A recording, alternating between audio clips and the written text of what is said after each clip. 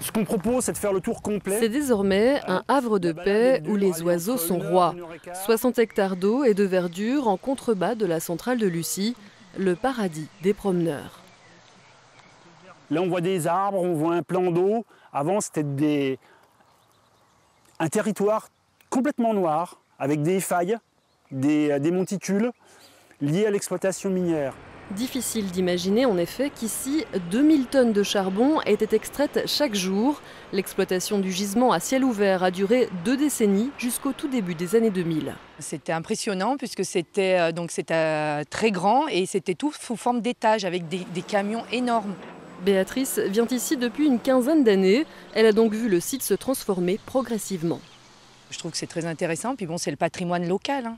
Donc on voit comment l'extraction minière a pu être réinvestie dans un domaine où c'est un peu plus naturel, où on peut se promener. C'est vrai que c'est très agréable.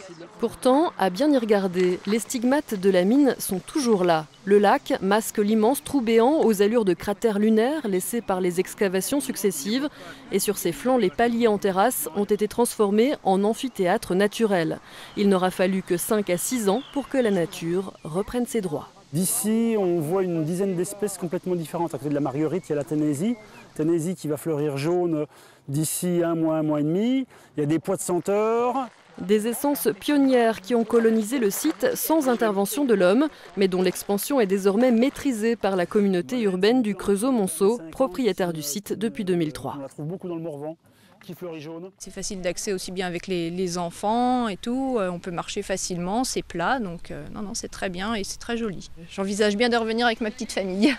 Il aura fallu plus de 500 000 € pour faire de l'ancienne mine de charbon une oasis de verdure.